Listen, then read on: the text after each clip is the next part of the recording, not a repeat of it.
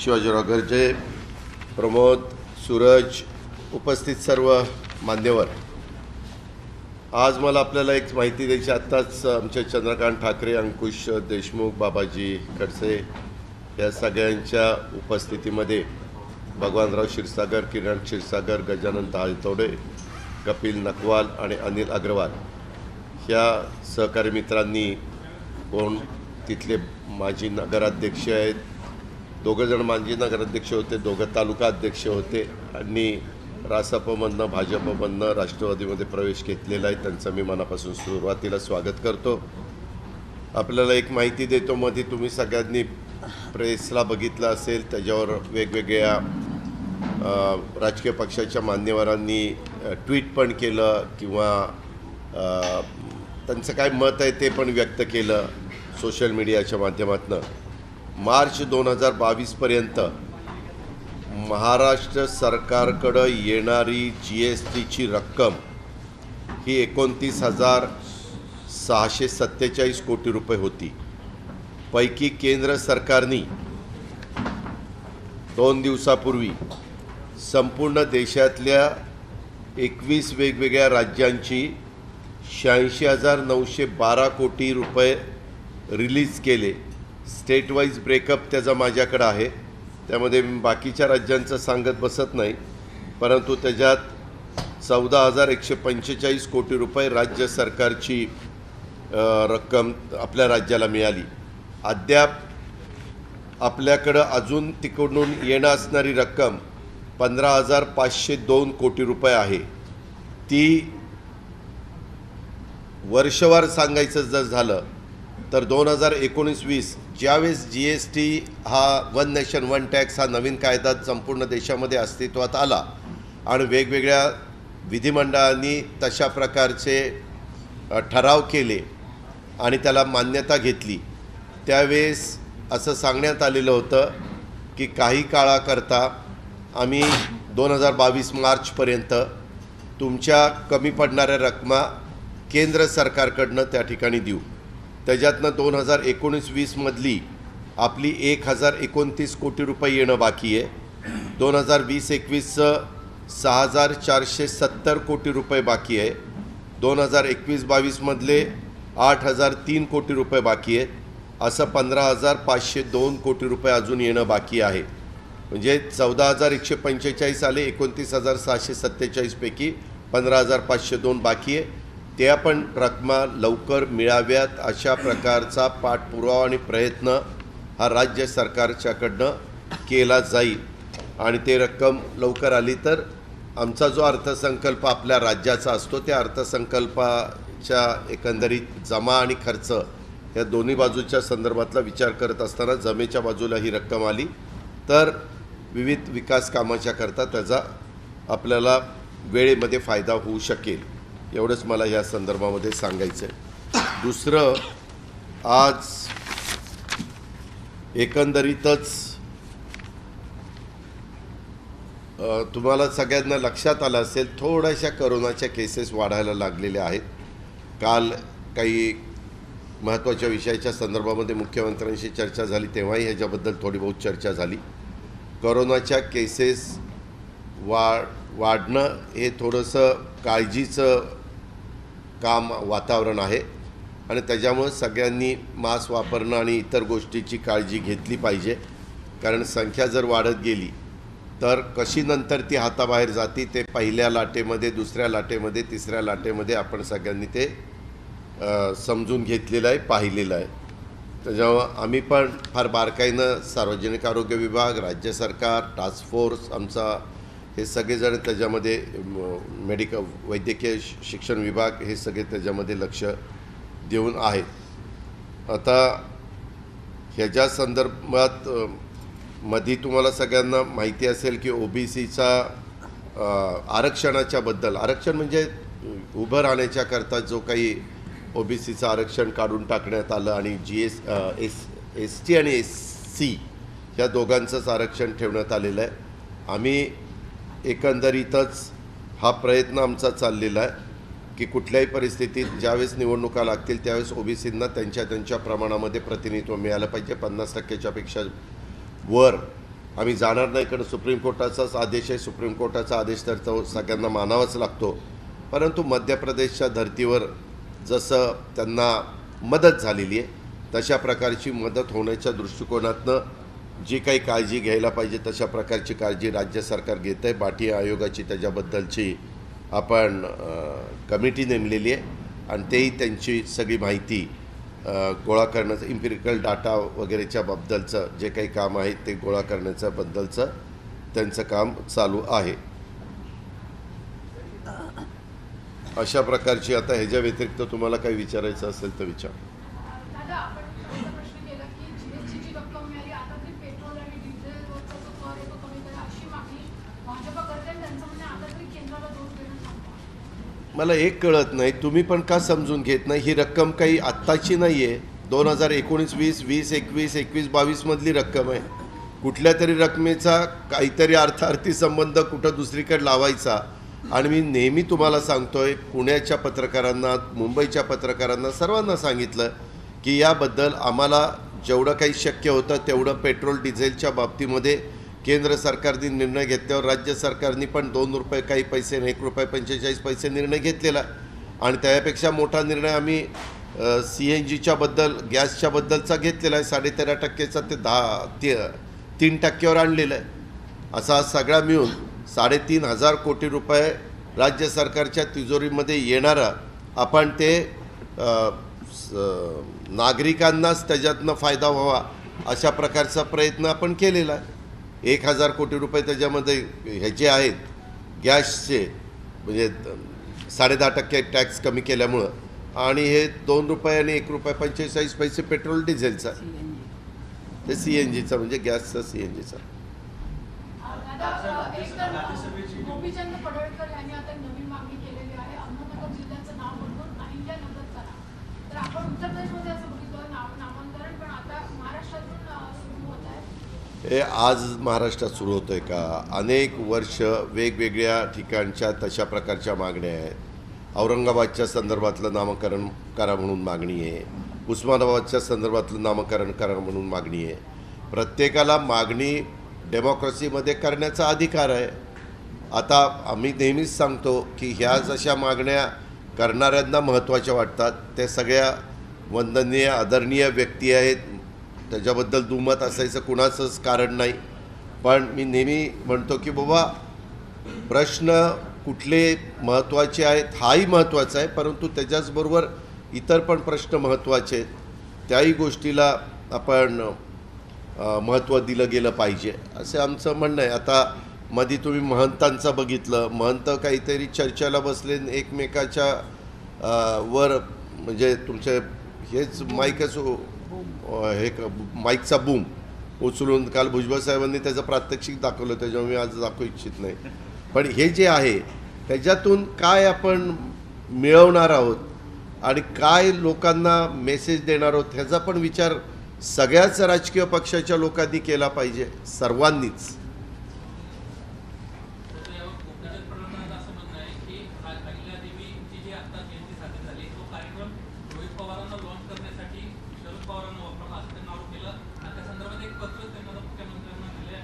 हे का कुणी काय आरोप करावा आणि कुणी काय पत्र द्यावं हा त्यांचा वैयक्तिक प्रश्न आहे.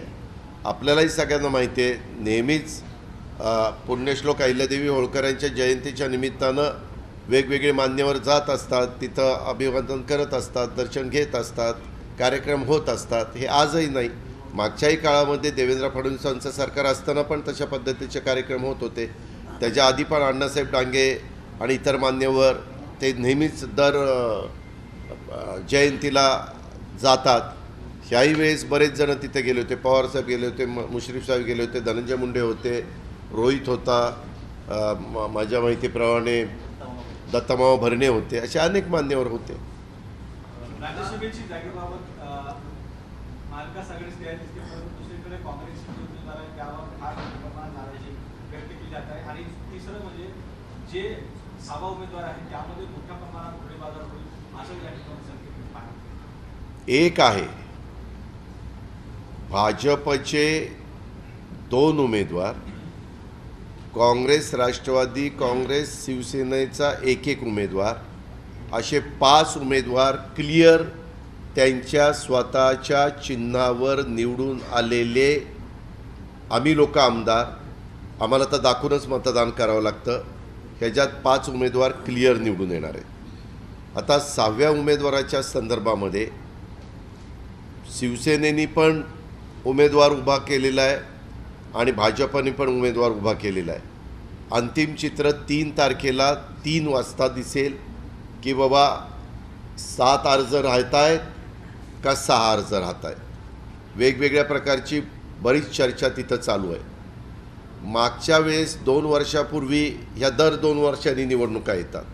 2 वर्षापूर्वी निवडणुकीमध्ये त्यावेळेस भाजप 2, राष्ट्रवादी 2, शिवसेना 1 आणि काँग्रेस 1 असे 6 जण तिथं निवडून गेले होते. आमच्या इथं वंदना चव्हाण आणि फौजिया खान ह्या दोघीजणी, ह्याच दोघीजणी, ह्या दोघीजणी नाही सॉरी वंदना त्याच्या आधी होती, पवारसाहेब आणि फौजियाताई ह्या 2 निवडून गेलेल्या होत्या. आणि इतर उमेदवार कोण कोण निवडून गेले तुम्हाला सगळ्यांना माहिती आहे. आता त्यावेळेस पवारसाहेबांनी त्यांना सांगितलेलं होतं की पूर्ण शिवसेनेचा उमेदवार निवडून येण्याची मतं शिवसेनेकडे नाही आहेत, राष्ट्रवादीकडे पण नाही आहेत. त्याच्यामुळं ह्यावेळेस तुम्ही आम्हाला उमेदवारी निवडून म्हणजे आम्हाला पाठिंबा द्या आणि पुढच्या वेळेस आम्ही तुम्हाला देतो. तशा पद्धतीनं आमची जी सरप्लसची मतं आहेत ती आम्ही शिवसेनेच्या उमेदवाराला देणार आहोत. घोडे बाजाराचं फार मोठा प्रमाणात या ठिकाणी पाहायला आता एक झालं, आम्हाला जसं जे राजकीय पक्ष आहेत ज्यांचं रजिस्ट्रेशन झालेलं आहे त्यांच्या आमदारांना मतदान करताना तिथं त्यांचा जो पोलिंग एजंट आहे त्याला दाखवावं लागतं. तर तिथं तर काही घोडेबाजार होण्याचा प्रश्नच नाही, कारण दाखवायचं आहे. काँग्रेसचा जो एजंट असेल काँग्रेसचे मतदान केल्यावर नंतर ते त्यांना दाखवणार. तीच गोष्ट शिवसेनेची, तीच गोष्ट भाजपची, तीच गोष्ट राष्ट्रवादीची. अपक्षांच्याबद्दलची जी मी माहिती घेतली त्यामध्ये अपक्ष मतदान दाखवू शकत नाही. मागे गुजरातमध्ये तसं घडलं, त्यांनी मतदान दाखवलं तर ते बाजूला ठेवलं, ते मत काउंटिंगमध्ये धरलं गेलं नाही. त्यामुळं आता ही चर्चा सुरू झालेली आहे किंवा कमी पडणारी मतं 10-12 मतं ही शिवसेनेला पण लागत आहेत आणि 10-12 मतं ही भाजपला पण लागत आहेत. आणि आता मतं कुणाकडे आहेत तर हितेंद्र ठाकूरांच्याकडे 3 आहेत, अबू आझमींकडे 2 आहेत, 5 आमच्या बच्चू कडूकडे 2 आहेत, 7 त्याच्यानंतर तुमच्या MIMकडे 2 आहेत, 7 आणि 2 9. डाव्यांच्याकडे 1 आहे, 10. मनसेकडे 1 आहे, 11. आणि हे 10-11 जण स्वतंत्र आहेत. मग ते कोण? किशोर जोरगेवार असतील, रवी राणा असेल, रत्नाकर गुट्टे असतील, संजय मामा शिंदे असतील, देवेंद्र भुयार असेल, श्यामसुंदर शिंदे असतील, चंद्रकांत पाटील असतील, त्या जैन आपल्या गीता जैन असतील, आमच्या गावितताई असतील साक्रीच्या, परंतु त्याच्यात आशिष जयस्वाल असेल, भोंडेकर का कोण तो एक असेल, अग्रवाल एक आहे तो असेल, बालदी, राजा राऊत वगैरे वगैरे असे. आता काही जण शिवसेनेचे सहयोगी झाले असं त्यांनी लिहून दिलं आहे. काही जण आमच्याशी संबंधित आहे, काही जण स्वतंत्र विचाराचे बसले आहेत, काही जण भाजपशी सपोर्टर आहेत. असे ती सगळी चित्र आहे, ही वस्तुस्थिती आहे.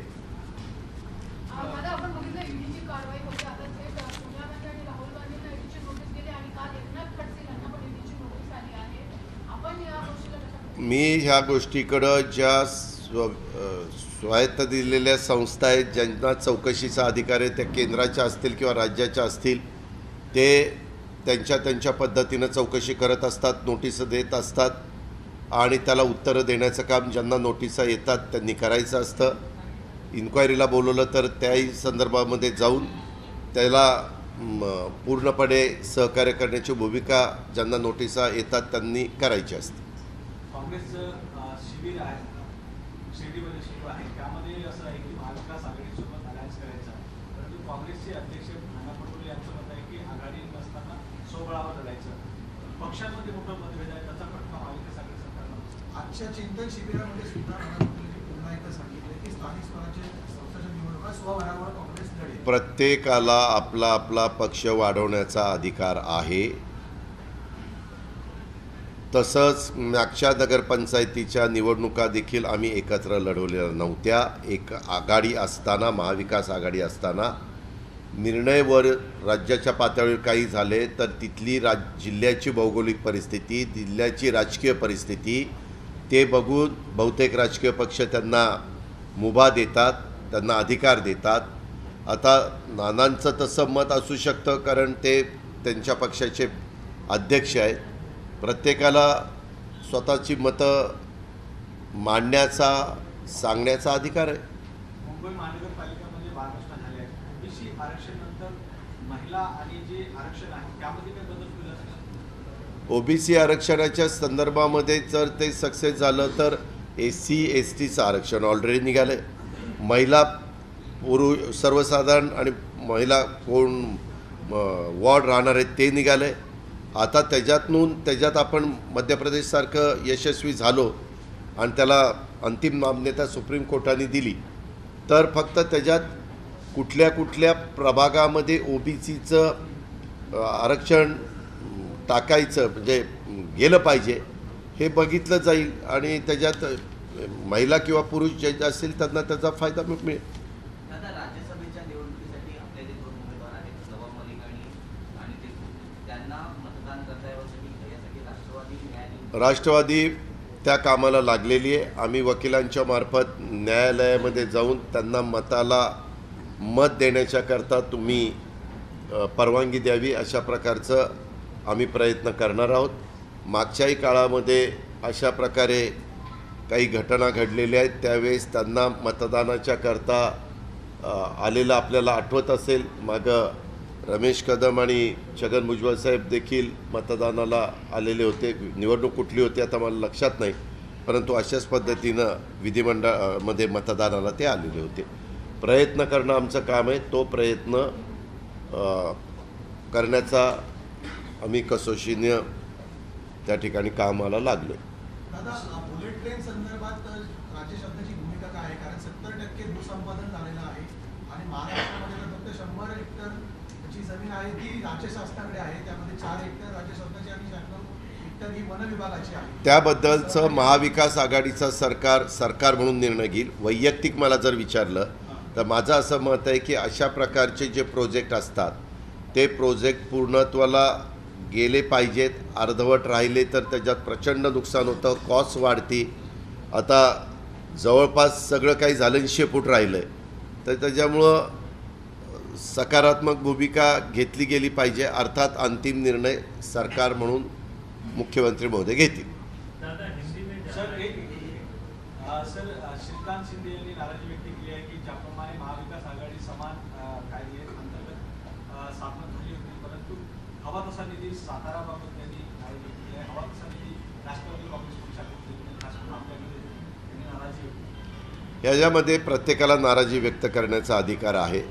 खरं तर अशा प्रकारच्या गोष्टी ज्यावेळेस आघाडी असते त्यावेळेस बाहेर सगळीकडे वक्तव्य करण्याच्या करता त्या आघाडीमधली जी एक कमिटी असते त्यांनी त्याच्याबद्दलचे चर्चा करायची असते. त्यांच्याकडे त्यांनी ह्या तक्रारी केल्या पाहिजेत.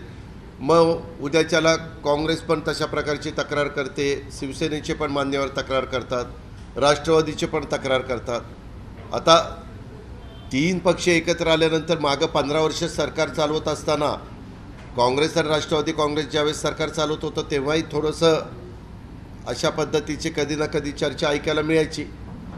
भांड्याला भांडं लागतं, त्याच्यातनं लागू नये आणि लागलं तरी आवाज होऊ नये एवढी खबरदारी तिन्ही पक्षाच्या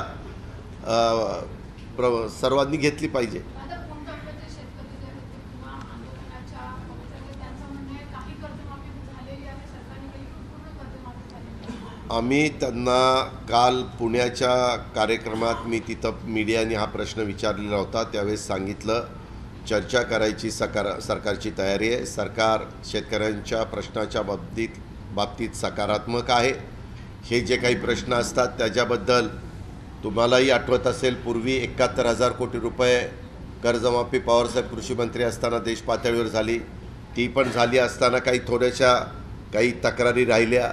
त्याच्यानंतर देवेंद्रजींचं सरकार होतं त्यावेळेस पण कर्जमाफी झाली, ती शिवाजी महाराजांच्या नावाने दिली होती, त्यावेळेस काही तक्रारी राहिल्या.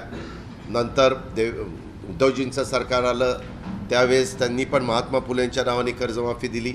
ह्या गोष्टी आता काय नक्की घडलं आहे कागदपत्र बघितल्याशिवाय मी तुम्हाला सांगू शकत नाही, परंतु निर्णय होत असताना क्लिअर निर्णय होतात. कारण जर निर्णय घ्यायचा तर त्याचा शेतकऱ्याला फायदा व्हावा अशाच पद्धतीचा निर्णय घ्यावा लागतो. पण काही कागदपत्राची त्रुटी असेल तर मग ते अशा तक्रारी करतात. दादा आता एक शेवटचा प्रश्न, विधान परिषदेची निवडणूक देखील लागलेली आहे.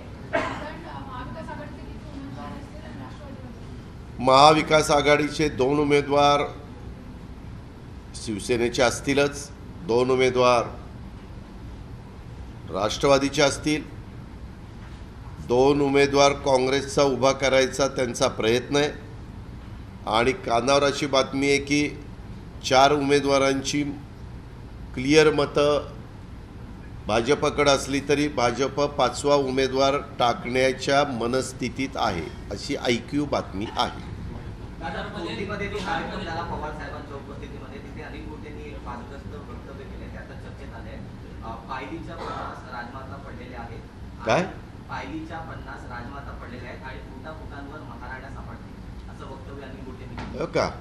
एखाद्या कोणीतरी चुकीचं वक्तव्य केलं, वास्तविक असं मी प्रत्येक वेळेस तुम्हाला सांगतो, कुठल्याही राजकीय पक्षाने किंवा कुठल्याही व्यक्तीने कुणाच्या भावना दुखवल्या जातील, कुणाला त्याच्यातून वातावरण खराब होईल अशा प्रकारचं वक्तव्य अजिबात करता कामा नये.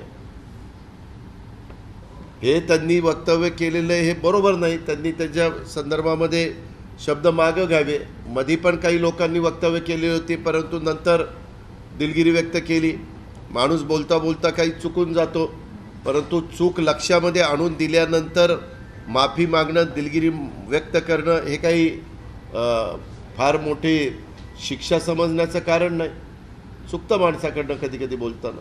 मुनगंटीवार यांनी सांगितलेलं आहे की 25 राज्यांमध्ये अजूनही जीएसटी परतावा गेलेला नाही, इतर राज्य रडत नाही, आपल्याकडेच फक्त केंद्राकडे बोट दाखवणे. मी कधी रडलो? कधी माझ्या डोळ्यातनं पाणी आलेलं पाहिलं? त्यांचं म्हणणं आहे की दरवेळी विकास कामं जर करता येत नसतील, सरकार चालवत येत नसेल. मी कधी एक मिनिट, मी तसं कधी म्हणलेलं नाही.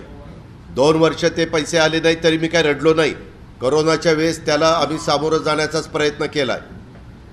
आज तुम्ही विचारलं की किती पैसे बाकी आहेत ते सांगणं काही चुकीचं आहे का? ह्याला काही रडगाणं म्हणत नाही, ह्याला वस्तुस्थिती लक्षात आणून देणं. आणि मी तर म्हणालो ना की 2 वर्ष राज्य सरकार पण चालवत असताना राज्यांच्या सरकारला अडचणी आल्या, तसे केंद्राची पण अडचण आली, जगाच्या अनेक देशांवर अडचण आली, थोडंसं उत्पन्नावर परिणाम झाला आणि त्याच्यामुळं जो काही निधी कबूल केलेला होता तो देताना थोडं पुढं मागे झालं. त्याच्याबद्दल आम्ही कुठे टीका टिप्पणी केलीच नाही. सर, पेरणीचा वेळ आला आहे, शेतकऱ्यांना अनेक बँका अजूनही कर्ज देत नाही. जे कर्जमाफीचे आहेत त्यामध्ये काही त्रुटी त्याबद्दलची बैठक मुख्यमंत्र्यांच्या अध्यक्षतेखाली 2 दिवसापूर्वी सह्याद्रीवर झाली. जवळपास बहुतेक सगळ्या महत्त्वाच्या बँकांचे प्रतिनिधी ते आले होते. बँक ऑफ महाराष्ट्राचे पण होते, नाबार्डचे पण होते, RBIचे पण होते आणि इतर ज्या काही बँका आहेत, MSC बँक आणि इतर सगळ्या बँका, त्याचे पण प्रतिनिधी होते. त्याच्यामध्ये साधक बाधक ह्या सगळ्या गोष्टीवर चर्चा झाली. आम्ही त्यांना उद्दिष्ट पण ठरवून दिलं, क्रॉप लोनचं उद्दिष्ट किती असावं, इतर वेगवेगळ्या प्रकारचं उद्दिष्ट किती असावं आणि ते उद्दिष्ट ठरवून देऊन तिथं अंतिम निर्णय झाला. आणि तशा पद्धतीनं प्रेस नोट CM ऑफिसमधनं काढण्यात आली, ती पण आपण सगळ्यांनी दाखवली. त्याच्यामुळं तशी कुठली अडचण राहिलेली नाही. बऱ्याच बँकांनी खरीप पूर्व हंगामाची तयारी करण्याच्याकरता शेतकऱ्याला जे काही मदत लागते, पैसे लागतात, ते पण पैसे त्यांनी रिलीज त्या ठिकाणी केलेले. बिहारमध्ये जातीय न्याय जनगणना पार पडणार आहे. मागील शरद देखील अशा पद्धतीचं भाषणामध्ये म्हटलं होतं की जाती न्याय जनगणना व्हायला पाहिजे. माहिती आयोगाचं असं म्हणणं आहे की केवळ ओबीसीचा सर्वे करायला नको, इतर जातींचा देखील सर्वे करायला हवं. तरच या बाबतीमध्ये आता सध्या OBCचा प्रश्न आहे. त्याच्यामुळं ओबीसीचा प्रश्न ओबीसीच्या समाजातल्या व्यक्तींना प्रतिनिधित्व मिळालं पाहिजे निवडणुकीमध्ये. तो त्यांचा हक्क आहे, तो त्यांचा अधिकार आहे. त्या अधिकारापासून त्यांना वंचित ठेवणं उचित वाटत नाही आम्हाला. आम्ही त्याकरता शेवटच्या क्षणापर्यंत प्रयत्न चालू ठेवणार आहोत. नंबर 1. नंबर 2, हे सारखं जनगणना जातीवादी जातवार जनगणना ही जी काही चर्चा होते, एकदा सगळ्या देशाला त्या लोकांना कळू द्या देशातल्या, किंवा नक्की SC किती आहेत, ST किती आहेत, OBC किती आहेत, ओपन किती आहेत, अल्पसंख्याक किती आहेत. एकदा पूर्ण जातवार जनगणना झाली तर विषय कुठंतरी थांबेल. नाहीतर काही झालं तरी जातवार जनगणना, कुणी म्हणायचं आमची इतकी लोकसंख्या आहे, कुणी म्हणायचं इतकी लोकसंख्या आहे. आता आपल्या महाराष्ट्राचीच लोकसंख्या साधारण आहे 12.5 कोटी असं आपण म्हणतो. परंतु तुम्ही वेगवेगळ्या समाजातल्या लोकांना विचारलं ना, जे जातीचं पुरस्कार करतात किंवा जातीवर अन्याय होऊ नये म्हणून भूमिका मांडतात किंवा त्याच्याकरता भांडतात, तर त्या सगळ्यांची बेरीज केली ना तर जवळपास 40 कोटी होती. कशाची? महाराष्ट्रामध्ये असणाऱ्या वेगवेगळ्या जातीची बेरीज ही 40 कोटी. पण आहे का 40 कोटी? नाही. आहेत किती? 12.5 ते 13 कोटी. तर ते एकदा कळेल ना. प्रत्येकजण आकडे फुगून सांगतं. तो त्यांना अधिकार आहे, मी त्याच्याबद्दल टीका करत नाही. पण एकदा ॲक्युरेट आकडे आले, कारण मागं देखील तसं केंद्र सरकारने प्रयत्न केला होता, परंतु त्याच्यात कित्येक लाख चुका झाल्या. आणि काही जण गेल्यानंतर ते सांगताना, उद्या तुमच्याकडे मी आलो, तुम्ही पहिले 5 जण बसलाय, तुमची जात कुठली? आता तुम्हीच सांगाल ती जात जर गृहीत धरली तर व्हॅलिडिटी सर्टिफिकेट आहे का? नाही. तुम्ही सांगताय त्याच्यावर विश्वास ठेवायचा. म्हणजे त्याच्यातनं पण प्रश्न निर्माण होणारच आहे. काही जणांना असं वाटतं की आम्ही भटक्यामध्ये मोडतो, ते म्हणतात आमची भटक्यामध्ये जाते. बरं, जाती किती आहेत? कित्येकशे कोटी जाती आहेत. कित्येकशे कोटी, चुकून शब्द वापरला, कित्येकशे जाती आहेत इतक्या कोटी लोकसंख्येमध्ये.